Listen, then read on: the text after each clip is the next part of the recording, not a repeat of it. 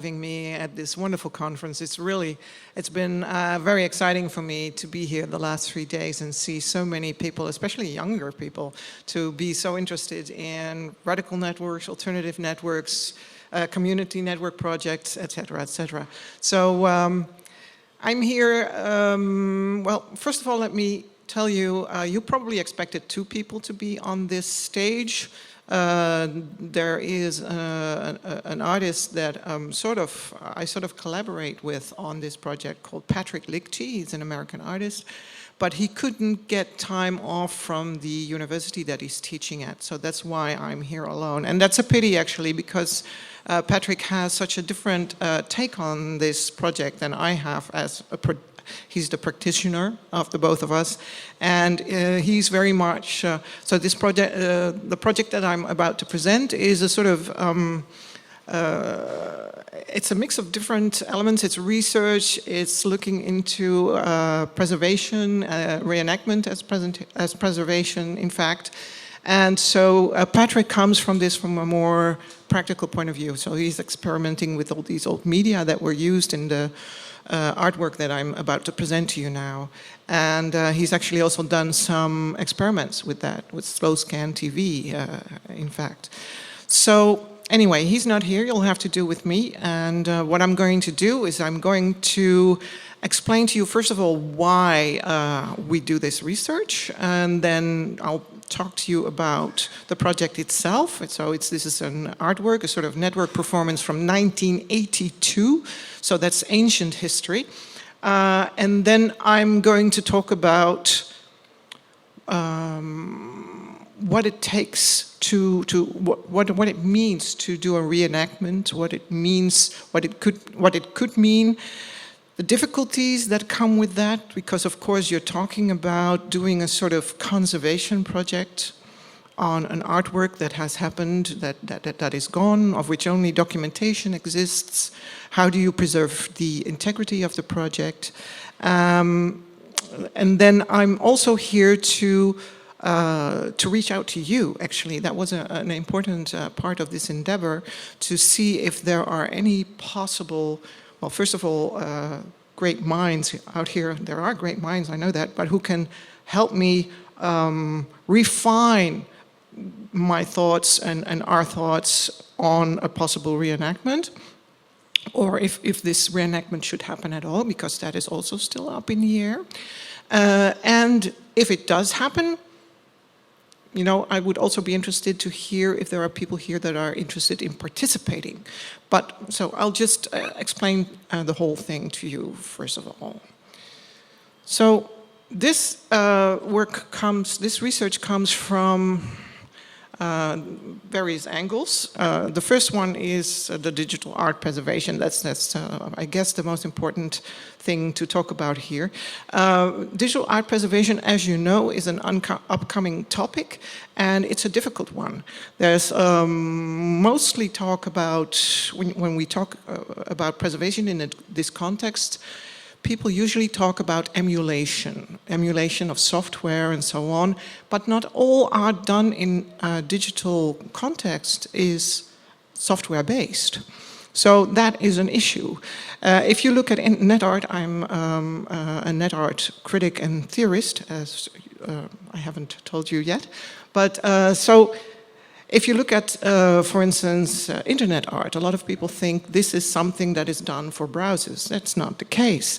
Internet art is art that somehow connects with, is influenced by the internet or a computer network. So that's a very broad scope that we're talking about. You can imagine, so this is artists working with computers and networks combined, and so this can take the shape of something that is completely offline or off the grid, does not involve computers and is still influenced by them.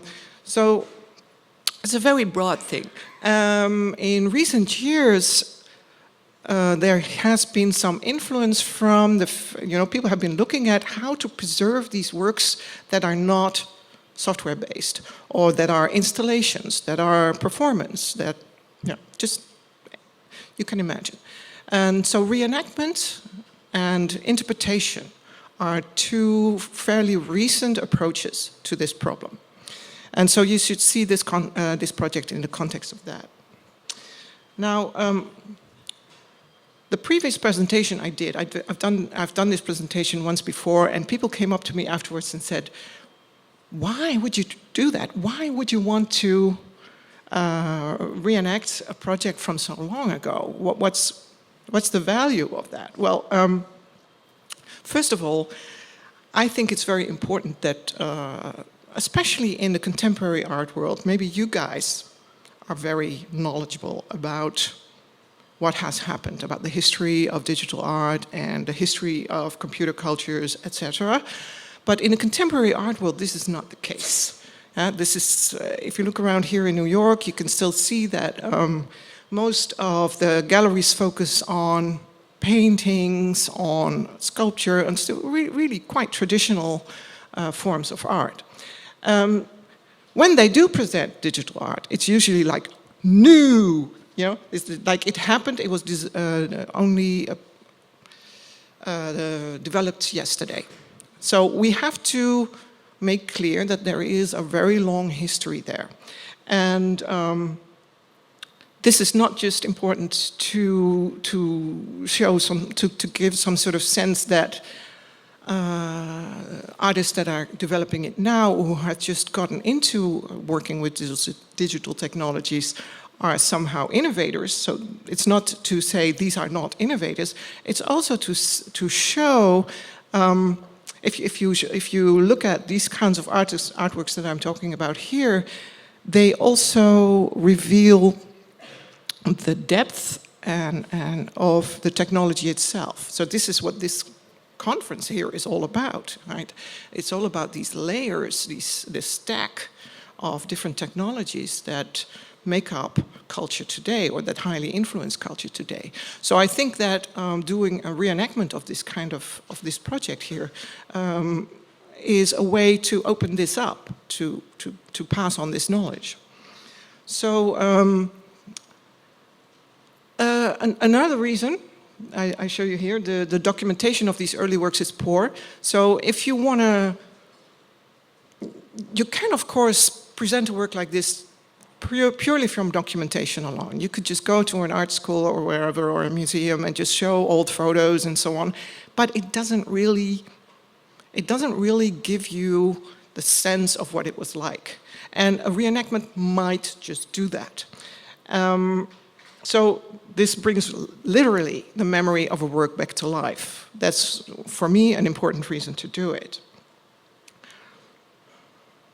And I think the other points I have already addressed. So I don't know why exactly I put this in here.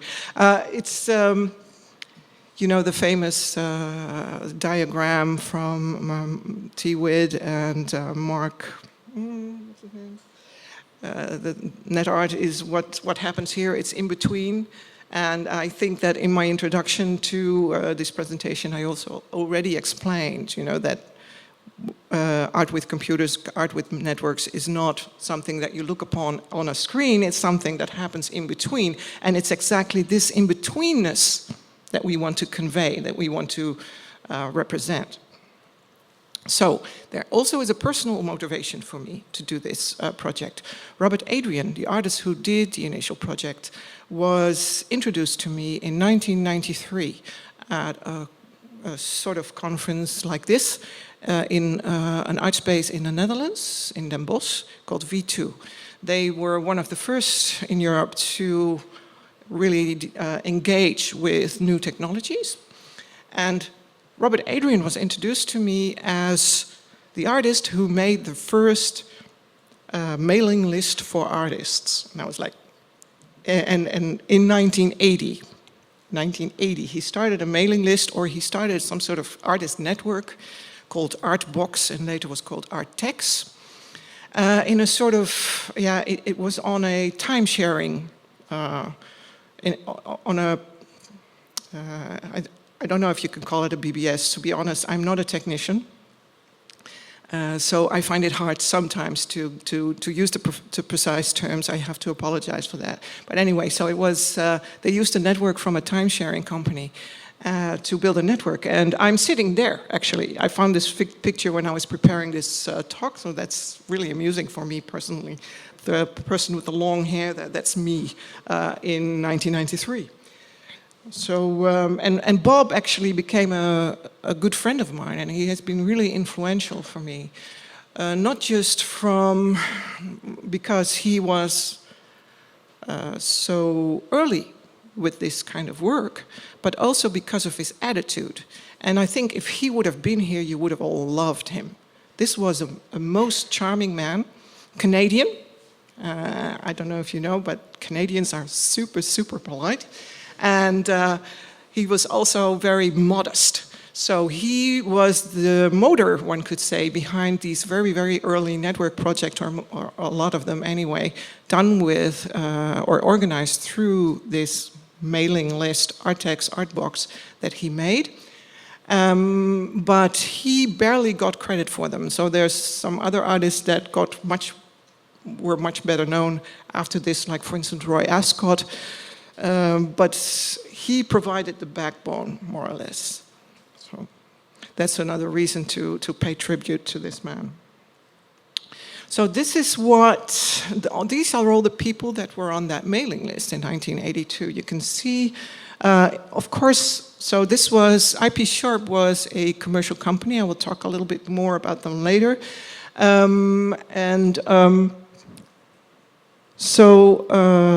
This is nothing to do with the ARPANET and networks that we discussed here earlier.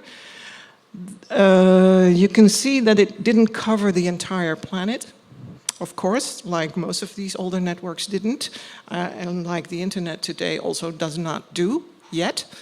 And what you see also is that it's a mix of artists and non-artists, and it's a mix of individuals and institutions. Like there's the Ars Electronica network, but the third one from above, that's Ars Electronica Linz. That's where the performance was initially done in 1982, or it was coordinated from, one should say, because it was a network project done with several nodes all over the world. But the one above that, for example, John Southworth, he was a teacher at the University of Hawaii, and he was at the birth of this network called PSAT, a satellite communication network that was used across the Pacific for teaching and for communicating all sorts of things, cultural issues. Let me just continue. The basis of Artex was laid in 1979 during the first online art conference, one could say, called The Artist's Use of Telecommunications at the San Francisco MoMA in 1979. This was organized by through a Canadian artist, another Canadian artist called Bill Bartlett, who was given access to this network of IP Sharp to do some art projects with. And the funny anecdote behind that, or at least I think it's funny, is that so an associate or a manager at IP Sharp was really quite proud of the kind of technology that he was working with, and he had accidentally bumped into this artist on the streets of Toronto. So he had been introduced to this artist, and this artist had been working with technology all through the 70s. Artists working with technology is not something that happened yesterday either, or started happening yesterday either. It started in the 60s and even earlier, and especially artists coming from a conceptual art background did a lot of experimentation with technology. And this guy, Bill Bartlett, was very much into robotics. And Robert Bernanke from IP Sharp thought it would be really cool to have this guy play with the IP Sharp network, or with the IP Sharp server and machines and so on. And then when the artist got there, he was not impressed by the superpower of the computer, but he was only fascinated with this tiny part of it, and that was the mailing system. So this possibility to communicate with others all over the planet. And that triggered this first conference, and Robert Adrian was also part of that. And so Artex, Artbox was created first in 1980, and The World in 24 Hours was probably the second or third project that was organized with this, through this mailing list. Another anecdote is that the way they started, so this one here, the way this started, the way they set this up initially, because of course there was no contact yet, there was no network yet, so it would be organized through postcards, just through the postal system. They would send each other postcards on how to get to the office and how to interact, and anyway. So the technological elements of this project in 1982. The reason, as I said, to do this is to show these different layers of technology that happen. And also, if you talk about computer networks today, and especially the internet, we're not just talking about software engagement. We're talking about different media coming together. And what you see in these very early performances, in these very early art projects, is literally these different elements coming together. So whereas in today's computers, they are all already in here, they're sort of made into software, as it were. So radio has become an online product. Fax no longer exists. We all do this through sending out PDFs and documents and so forth. Telex has completely disappeared, or almost completely disappeared. Television, we have YouTube, etc. And in those days, that all did not exist.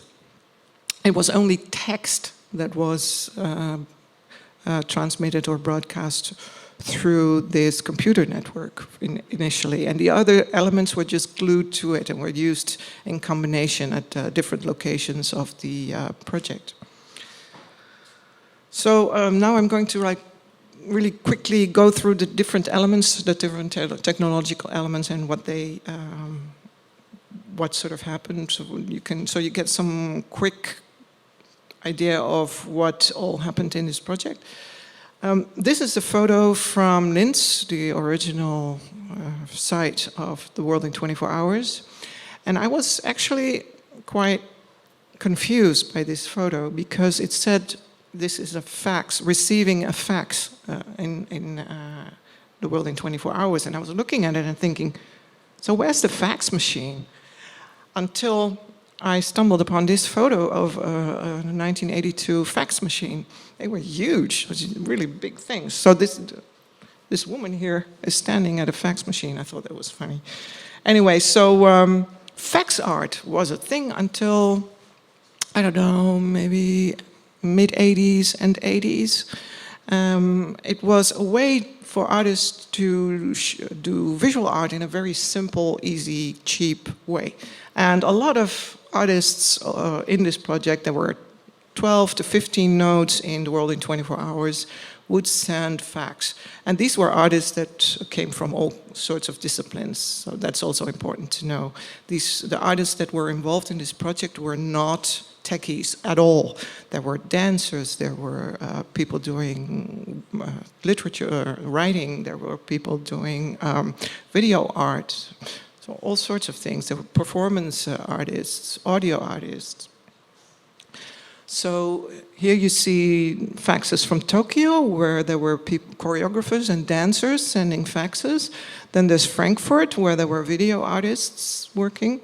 And Vienna, which was basically a mix of different artists from different disciplines. This is an example of a fax coming from Vancouver by the artist Hank Bull. And now I'm already moving to slow scan TV, another element in the project. Slow scan TV is still used by NASA, I think, to send images from spaceships to Earth and back, probably also. And this is just a very charming old medium to get into, and this is also probably why Patrick Lichty is so enamored by it and wanting to experiment with it. So if you are getting involved in this project, this is something you could try to work with, but I would really like to see also your own approaches. So this is the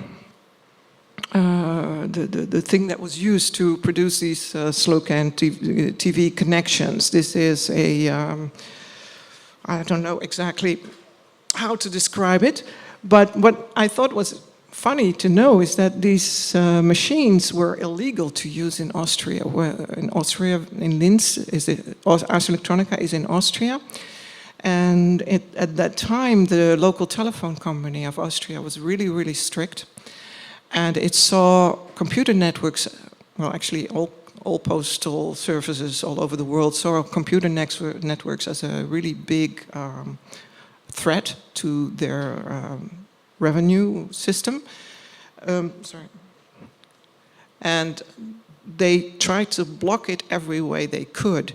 And SlowScan TV was something that they thought was also threatening also the ORF, so the local television, didn't want that to be in the country. And one of these machines had to be smuggled in the suitcase of a diplomat into the country for the performance. And some of the images that were shown, or actually this is, some of the slides that I show actually reveal different sides to a performance that would happen. Like here, and from Toronto, we would have SlowScan TV happening.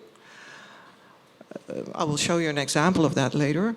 But also faxes sent at the same time of, that would belong and that would come together and make this one performance for that one time slot that this performance had. In the World in 24 Hours, Robert Adrian tried to fill 24 hours basically with performances from different cities around the world according to the daylight time at that location. So it would follow the sun, basically. This one I liked very much. This is a SlowScan TV image from the Marconi Museum in Wellfleet, USA. And this is a Marconi wireless antenna network, the way Marconi developed it, and which unfortunately no longer exists. You can go see the site, but the towers have disappeared. So there's what I like about this is that it shows also a certain nostalgia, but also knowledge of previous mediums and the desire to connect to them. This is an artist from San Francisco. He also used to live in Amsterdam. And he made work that's much more text-based. So he would send these texts through the IP-sharp network and simultaneously would do SlowScan TV transmissions. So this is the guy from Hawaii that I tracked down with considerable difficulty. And this is the part where it gets frustrating, but also exciting for me. So in the course of doing the research for this project, I had to try and track down all these people that were involved in this project in 1982. And you can imagine that's a long time ago. So not all of them are easily found, and not all of them even remember they were in the project, which I thought was really interesting. And some really just don't want to talk about it. And this guy I tracked down completely by accident, couldn't find him at first. These people in here are not him. Huh?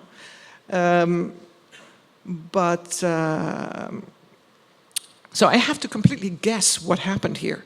Because by complete coincidence, I did get in touch with this man through email. And he said, this is such a long time ago. I don't want to talk about it. Good luck with your project. So This is the only thing I know from this project. It's that what he did send was the opening speech of Roy Helms of an exhibition that happened in 1982. That's it. That's all I know. So now I want to play. Can the sound go up? So this is an example of what slow scan TV looks like. This is a year later, and it was made for the birthday of Robert Adrian. I like very much how you see the different... Vienna and Vancouver were connected by 2 telephone lines, one to carry sound and the other to carry video. This is Robert Adrian. Moves along the telephone line by means of slow scan. The slow scan robot grabs a frame of video every 8 seconds and digitally encodes that still image into sound. A similar machine at the other end of the telephone line decodes that sound. So this is the part I like best. An image. Them opening up a telephone and connecting it. It takes 8.5 seconds for each image to form itself over the previous one, hence slow scan.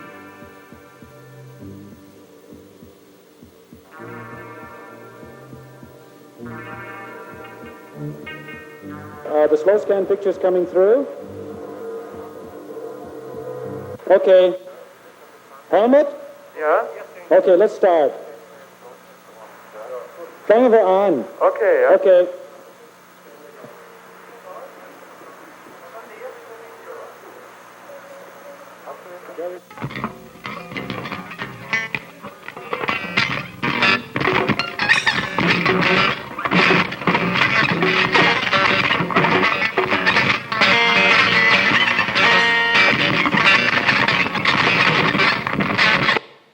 So unfortunately, it stops here. So there was a combination made of slow scan TV and telephone audio. So there was also an audio transmission running simultaneously. And as you can see, this is a noise band, punk band from LA, with Jupiter Larson, was the singer, I believe. Let me see. So I already talked a little bit about the connection between the IP Sharp network and these artists, and I gave you the wrong name. So it was actually Norman White that Robert Bernanke met and got involved with this IP Sharp network. So these are these 2 guys. I met him recently, and he is so excited about this project. And I have been communicating with a couple of people from the IP Sharp company at recently. And what's interesting is that Robert Bernanke, who was a manager at the Toronto office, so he gave permission to artists to work with this network basically for free. But somehow it didn't quite happen that it was all for free. And also so IP Sharp had nodes at different parts of the planet. Let me see if I can find that somewhere. Well, anyway, not here yet. Managers at these different offices were supposed to grant access to artists for free, but this didn't always happen. So sometimes it was much more, they would charge, but they were supposed to. But this didn't go through the top levels of the company. So one of the CEOs of IP Sharp is called Roger Moore, just like the actor. He has done a lot of documentation on the history of this company. The photo that you see here in the background is from the original IP Sharp head office, I believe. And so he has huge documentation on this, and he is now approached from different sides, from researchers like me and other people looking into the history of performance art online about this mailbox, and he never knew it existed. So he's totally stunned by all this interest in an art project and mailing list for artists that he never even knew existed on his own network. And so that's funny. So I put this picture in here to show you, because when he sent me this photo, or he sent me a link to this photo of the original office. There was a comment from somebody else who worked there and said, but it was much more brighter. The colors were much more brighter. So I found a picture of what that setup really looked like. So this is some retro nostalgia here, just for a feel of what it looked like in there. But what the artists were working with was this. So it wasn't that huge mainframe that you just saw there. They were working with this portable terminal, and there were no screens, as you can see. The screens that were used in The World in 24 Hours were these slow scan TV screens. The computer connections produced paper text, so text on paper, like you can see here. Roy Ascott was one of the people that was part of Artex. He now runs a set of universities dealing with art, science, and technology in Europe. He's quite a famous artist now. And there were quite a few text-based projects done with Artex and this technology. There is a text by Roy Ascott in a book called Art and Telecommunication that is quite funny, in which he describes the physical experience of working with these machines. How exciting it was to see, to hear the rattling of the printer, to smell the thermal paper, the burning of or the etching of the text on it, etc. So, an example of people who made text-based work were David Garcia and Annie Wright. They were based in Amsterdam, and these are the guys that don't remember they were in the project. So that's funny to me, because I know David Garcia personally, and he is the initiator of the well-known Next 5 Minutes Tactical Media Art festival that happened in the 90s, and that was so influential for net.art and, online activism.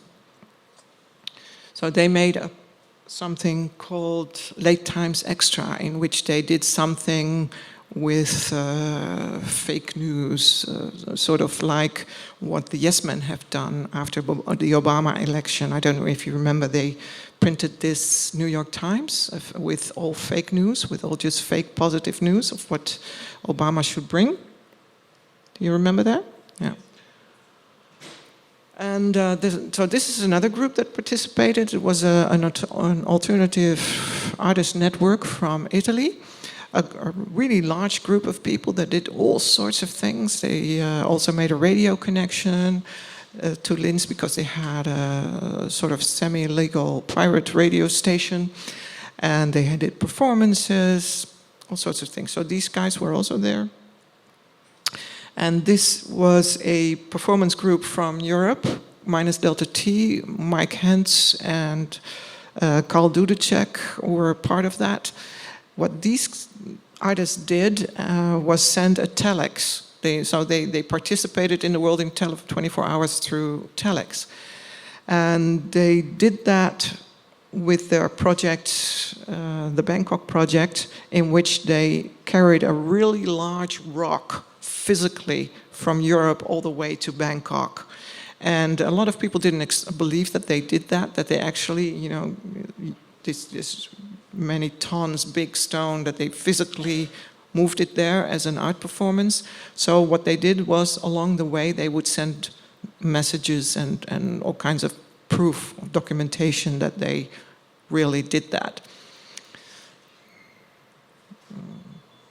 So the question then, I don't know if I have made it completely clear, but so what happened in The World in 24 Hours? When we started to talk about reenacting it with Ars Electronica, this was in spring this year, the director of Ars Electronica, Gerfried Stocker, said, well, that's all really nice, but we want you to explore what really happened, because if you just have fun, with the slow scan TV and just put together all these groups of people, do you really get to the essence of what the original work was like? Do you preserve the integrity of that work. And it got to the point where it seemed like the original project was very much a political statement, that it was a very heavy activist project in which the artist tried to break open the old communication monopoles of the media institutions. But what we found, is that it wasn't quite that heavy, that it was really the artist Robert Adrian wanting to bring together, trying to experiment with what it would mean if artists would have this free access to global media, which didn't exist, of course, at that time. What would happen? So it was really open. And what you see, if you look at each individual node, what would happen there is that it was completely, it had nothing, there was very little activism there. As I showed you, there was the presentation of the opening of an exhibition in Hawaii from just a local satellite fanatic. There were dancers sending pictures of their dance. There were writers doing some sort of hypertext of that time, one could say, combined with slow scan TV and so on. So what Robert Adrian basically did is he provided an open platform, and that was it. There was no, if there was already some political content, it was vague, and it seems to have developed largely after the fact. So this is what I was just talking about. So what he did, he basically just facilitated it. And he also talks about the world in 24 hours as a sculpture that he did.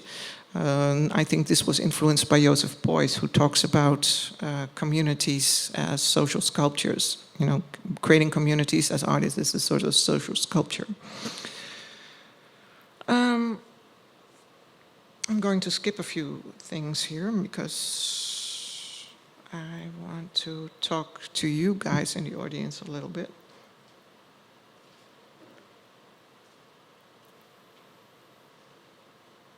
I knew this would happen. So this is a quote from Robert Adrian, a text that he wrote for Kunstforum, which is an important German art magazine that still exists.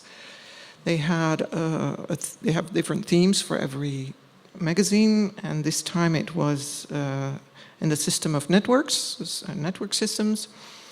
And so here Adrian is really quite negative. And what you should know is that the reason for this is that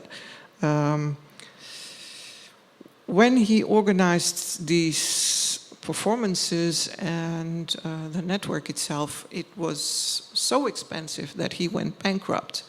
And other artists that were doing this kind of work and working with him were also going bankrupt. Some completely stopped doing art altogether because it was so expensive. And so at this point, he didn't have any hope. So you can see this is 1989. This is the time when the internet went public, but he couldn't have known this. He couldn't have known what happened all in the 90s. So at this point, he was really low. He was really not having any hope that artists would be able to produce any open networks, or that they would have any access. And as you know, that somehow took off. So. What I find interesting about this, but in particular about this negativity here, is that, so in the beginning of the 80s, in 1980, 1982, when he made Artex and Artbox, then did the performances, there was a lot of hope, there was a lot of excitement, there was this, let's do this. We can build our own media, we can communicate anything we like. And then, you know, because he was going bankrupt, he actually, at the beginning of the 80s, there were a lot of these network performances, and then at the end, most of it didn't happen because also in IP Sharp was bought by Reuters in 86 or something, and Reuters actually killed IP Sharp. They completely dismantled it. And this was really frustrating for both the people from IP Sharp, of course, who are very, very critical about Reuters now, and for the artists who lost the ability to work with these large computer networks. But so, what do I want to tell you? Yeah, so here he's at a low, but then in 1996, 1997, so in 93 I met Adrian. In 1996, 1997, NetArt came to be, or the term NetArt came to be. This was when the web had come to be. In 1993, when I met Adrian, the web had just been invented, and I actually also met the first people working with it. But in 1996, 1997, that's when many, many more artists started to work with the web. And so the energy from the early 80s came back, and the hope came back, and the enthusiasm came back, and also there was a huge rise in art projects that happened. And at this point, I contacted Robert Adrian and asked him to join in the conversation about the development of this new movement in art online. And so he started to get his hopes up again. And then, of course, first of all, the dot-com crash happened at the early times of the millennium. And there was a lot of new negativity about what artists could do in these networks. Then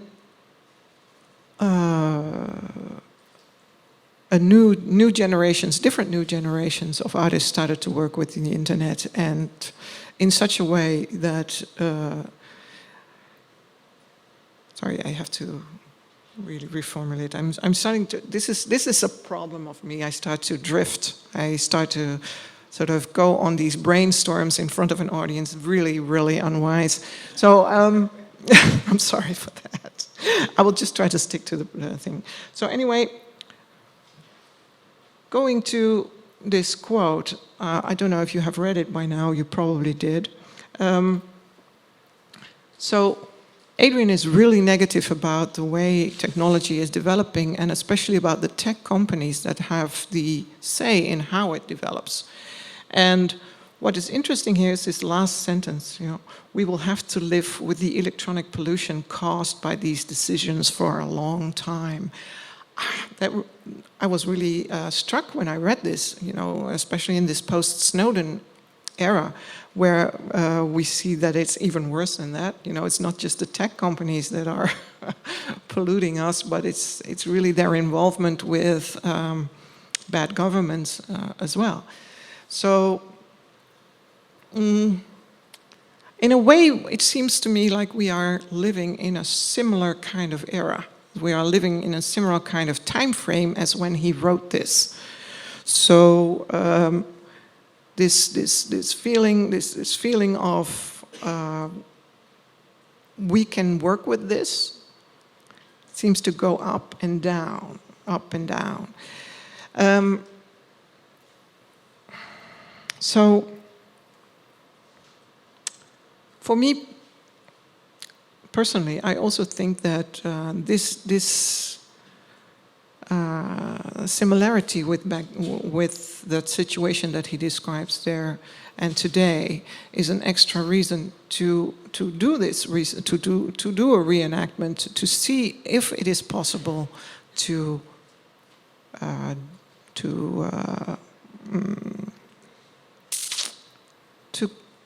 how do I say this, to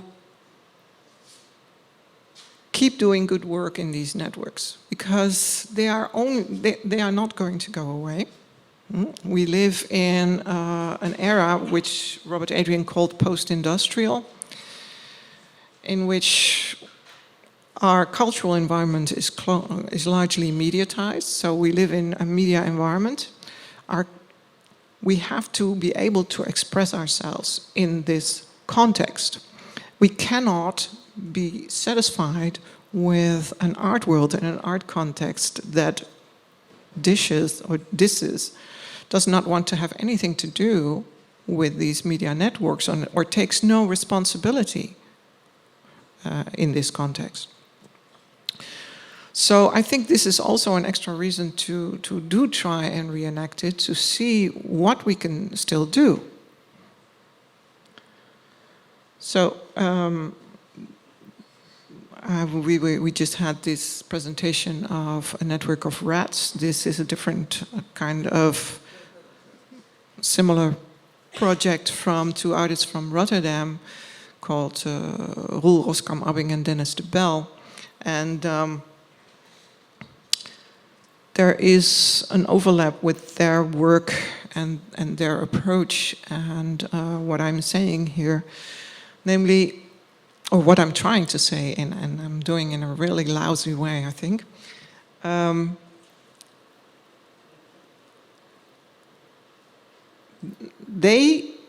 interviewed them a year ago, and one of the things they said is that the reason they do not want to engage with politics, so the politics of networks and the politics of network media, is that it is the discussion about that is so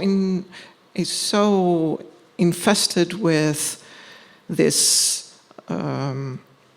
tendency to go up and down that you see also in what Robert Adrian described in 1989 there. So it's so influenced by a rhetoric that is all about winning or losing. Are we winning the war? Are we losing the war? And they were talking in particular about a talk that was given by Rob Groengrijp, a famous Dutch hacker, and Peter Sundvik, I think his name is, the guy who created Pirate Bay. What's his name? Anybody? No. Anyway, they gave a talk at a hacker conference in which they said, we lost the war.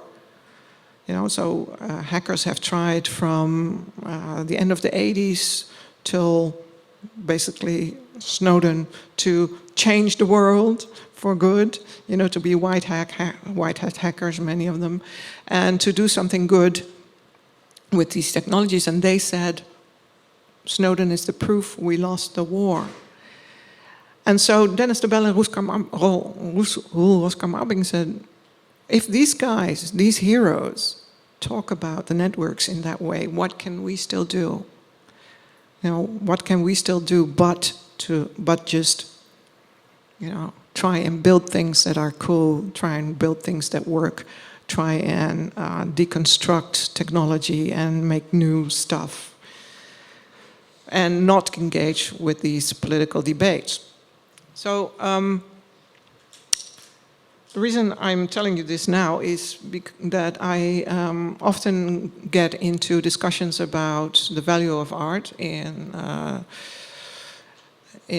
political, larger discussions, and I think that, well, I should just drop it. I'm sorry. I'm getting lost completely. So I chose a blue background here because I wanted to say the sky is the limit as to how we can reenact this. So that's why this is a blue. There's two ways in which we can do a reenactment. First is, of course, just look up all the old guys and try to get them together and do it again, which is really boring. So that is, for me, not really an interesting option. The second one is to make something that is new, that can either that has the old artists It has the original participants, but also has new ones. And this is why I am on this sort of mission and this tour to talk to different people and to look around me to see what's going on with new art projects that involve networks. This is why I'm here. There are some questions that I have for you, that I have for myself, that I would like you to come and think with me about. The first is what to do when we reenact this, to include commercial networks or not. There's been a lot of talk here about Facebook, about how it is an evil empire and so on. I'm actually using Facebook quite a lot myself, because I think along the lines of the critical art ensemble slogan, by any media necessary. So, anything you can use it. Of course, with keeping in mind what it stands for and what it also does in the background. But you might think about this completely differently. You might think that that is something you should not do. Now, we should look, of course, in a reenactment to what the original artists were trying to do. And I've tried to show that to you. I've tried to explain to you how the original work was really about, let's just do this. Let's try and build this network and see what we can do with these new technologies. And this was in an era when artists did not have access to global networks or to media networks at all. Today, there is a lot of that.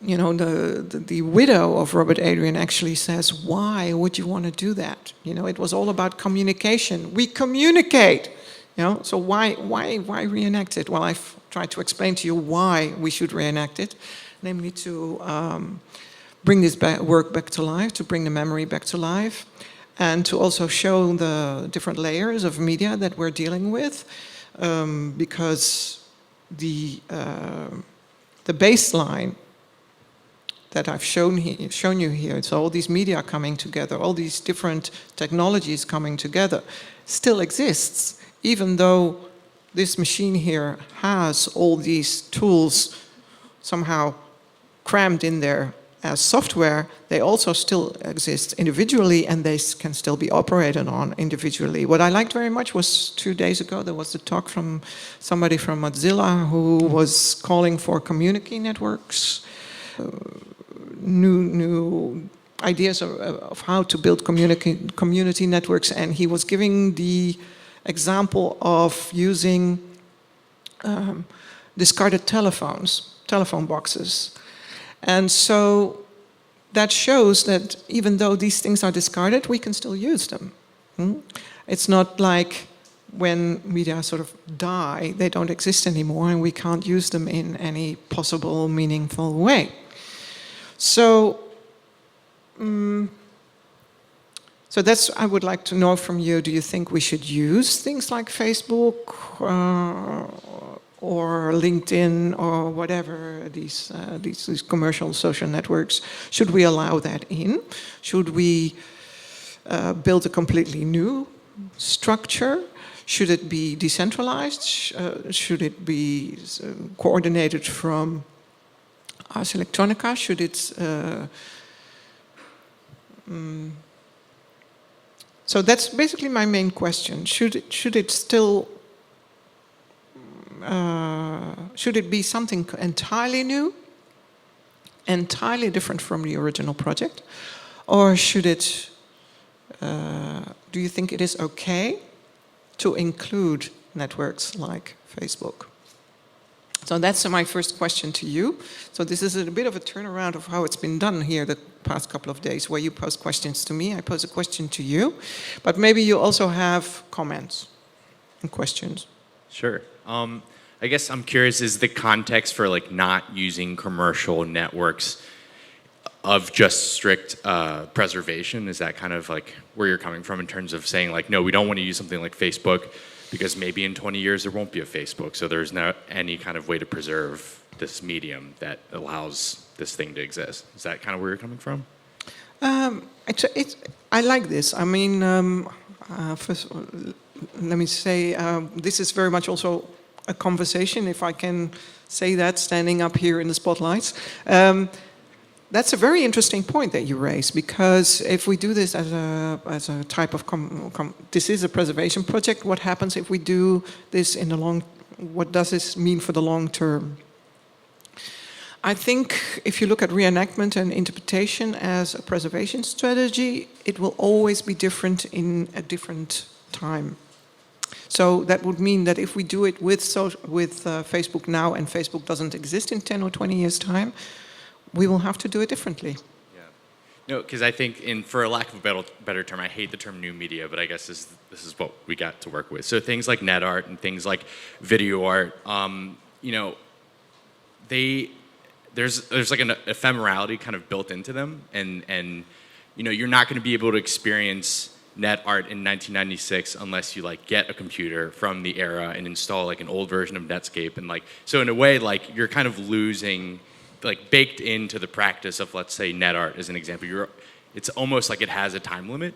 So part of me feels that it's kind of okay for it to not exist after a while, at least in its original form. I mean, I don't know, and I don't think that, I guess I don't think that avoiding a commercial network like Facebook or YouTube is necessary, I think, in making these pieces of art, if that makes sense. I think that it's okay if they go away, because in some way they can be recorded without kind of preserving their original kind of context. Sorry, what was that last two sentences? I guess I'm saying it's like okay if they go away in their original form. Like, I guess with traditional things like sculpture or like, you know, painting, they're going to be on an easel and their colors might be different after a while, but the medium is always going to be there. But I think that what separates this type of new media of art is that they will disappear after a certain point, and that kind of almost makes them more special, because after a while they might not exist anymore. Yeah, thank you. That is an approach that a lot of people take, but there are a few problems with that. First of all, if you look at things like paintings and sculptures, they do not stay the same. So it's an illusion that a Greek statue looked like this pale white marble thing. You know, you've probably seen this come by, that they used to be really colorful and that the paint just came off somehow. And also a lot of paintings, you know, from the early modern age that we know quite well today, they were much brighter than they used to be. And the comparison that you made with net art from the mid-90s, I think you're talking about web-based projects most of all, and I was talking about much broader range of works, also performance and installation-based. So there's a different issue there. The performance and installation-based works are much more comparable to dance and performance, and how do you recreate that? And I like to make a comparison to, for instance, John Cage's 4 minutes and 33 seconds, you know, which is performed in so many different ways, and still are valuable, and they still give a sense of what that work was like. So even though this is a much, much more complex work, I think we can still recreate it in different contexts and different times, and sort of preserve the feel. And my question is how to do that. Or it's my question in general, also for myself, to do with that.